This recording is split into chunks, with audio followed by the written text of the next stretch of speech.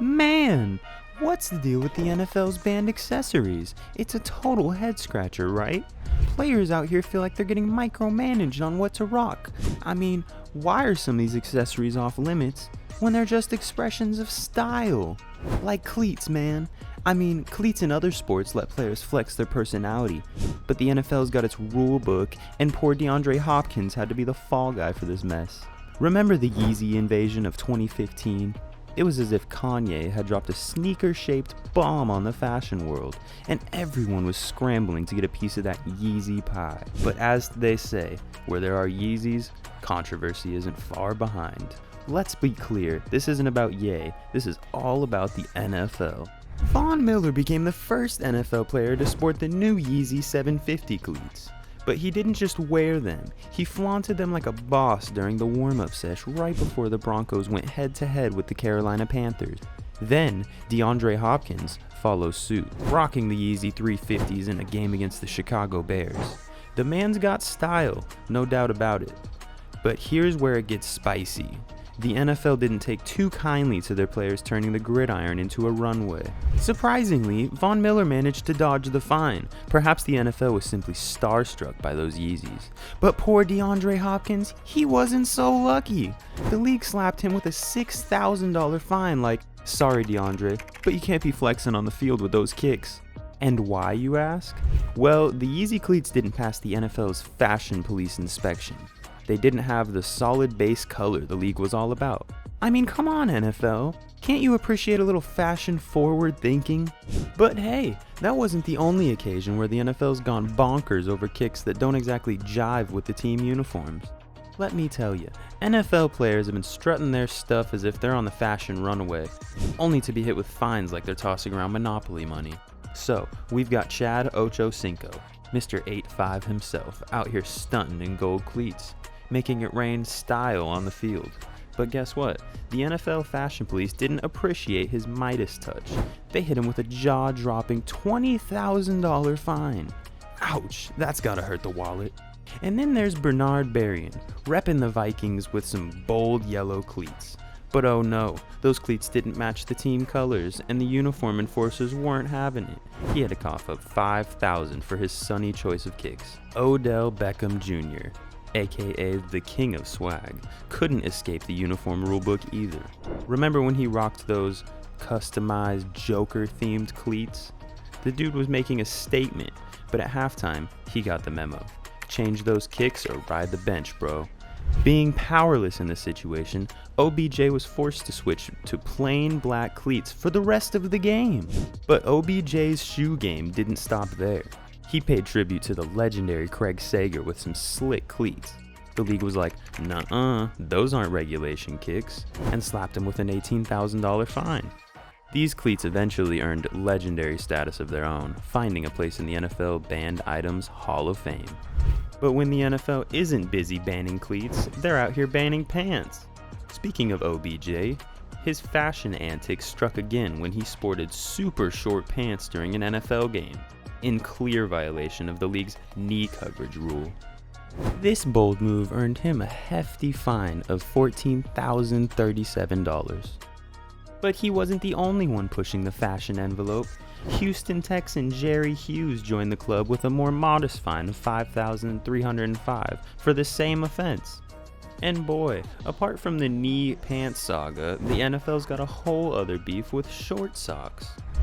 Check this out. When Frank Gore was still repping the San Francisco 49ers, he decided to rock some low-riding socks during the NFC Championship victory over the Falcons. The NFL wasn't having any part of it, and they dropped a hefty $10,500 fine on him. Yup, that's some expensive ankle exposure. Fast forward to 2020, and Juju Smith-Schuster, back when he was a part of the Pittsburgh Steelers, found himself in the same sock pickle. He got slapped with a $5,000 fine for not hoisting his socks up to his knees. And guess what? His buddy James Conner got the same slap on the wrist for the same sock slip-up. I mean, welcome to the NFL, where even your sock game has to be on point. But you know, OBJ seems to be making it his mission to rack up those fines. But guess who else might end up with a fine? Yup, you if you haven't hit that like button, and of course, subscribe to this channel. OBJ didn't stop at sneakers and shorts. He even flexed a jaw-droppingly pricey Richard Mille watch on the field. This horological masterpiece was worth at least a cool $250,000 bucks. While this violates the league's policy of wearing hard objects on the field, it is certainly part of the NFL's "don't even think about it" list. Beckham objected, telling reporters he intends to keep wearing the watch. Quote, "The same way I wear it every day at practice, I go here, I go there. I've been wearing it. Take a shower with it on. It's just on me," he said. But here's the kicker. Staying true to his style, OBJ outdid himself by rolling onto the field with an even more extravagant Richard Mille watch, valued at an astonishing $2 million. Thankfully, he kept that wrist game for warm-ups, dodging another potential penalty flag. Now let's talk about the NFL's beef with bandanas. In the 90s, primetime Deion Sanders made bandanas under the helmet look super fly. Fans were vibing with it, and the other players jumped on the bandwagon. Just as it took off, NFL's bigwigs thought, nah, this ain't our jam. And in 2001, they slapped a 30-to-1 vote ban to ban bandanas. Talk about rain on the style parade. What many folks didn't catch on to was that the policy covered another type of band, and Saints linebacker Demario Davis had no heads up about it. You see, fast forward to 2019, Demario Davis sported a headband that said, "Man of God." But guess what? The NFL's rule book doesn't vibe with personal messages, even though it wasn't visible under his helmet and matched the Saints swag. Davis got hit with a $7,017 fine. He said, quote, "I don't think a lot of people were aware of the policy that was in place. I wasn't even fully aware of it." Eventually, he wasn't asked to pay the fine, so he proceeded to donate it to his hometown hospital. Talk about some goodwill, which the NFL clearly lacks. Steelers running back DeAngelo Williams lost his mom to breast cancer, so in her honor, he rocked Find the Cure eye black for a whole 5 years. Now some folks say, hey, equipment isn't placed for those personal messages, but come on, it's breast cancer awareness. Everyone is on board with that, and the NFL even had a whole month dedicated to it. But here's where it gets wild. In 2015, Williams asked to wear pink cleats and wristbands for a tribute to his mom. Seems pretty reasonable, doesn't it?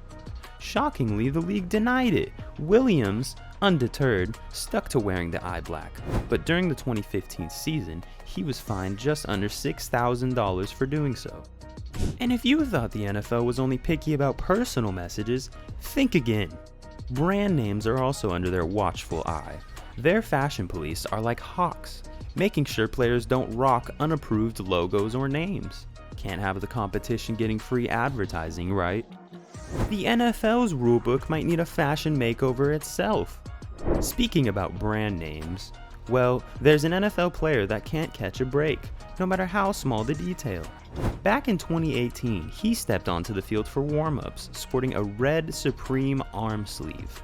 And bam, social media went wild. Fans were eating it up. But of course, the NFL couldn't resist being the buzzkill.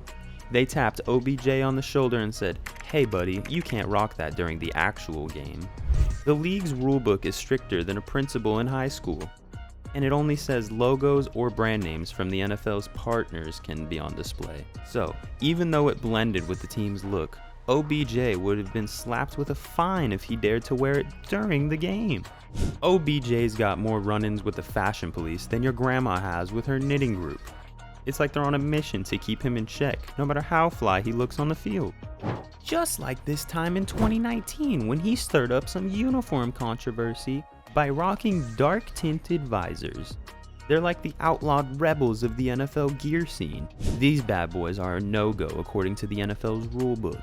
And somehow, they made the Browns lose a game. Cleveland found themselves facing a 3rd and goal situation without their star offensive player. The reason? Well, the referees decided it was the perfect time to address his helmet shield. But the question that lingers is, why was this issue only caught at that very moment? Why not before the game or after that crucial drive? It seems like an unfortunate stroke of timing on the officials' part. and it came at a cost for the Browns. As we wrap up, it's clear that even in the world of professional football, rules and regulations extend beyond the field. What are your thoughts? Do some of these bans strike you as a bit extreme? We'd love to hear your opinions in the comments section below. Until next time, stay tuned for more exciting videos from Super Bowl.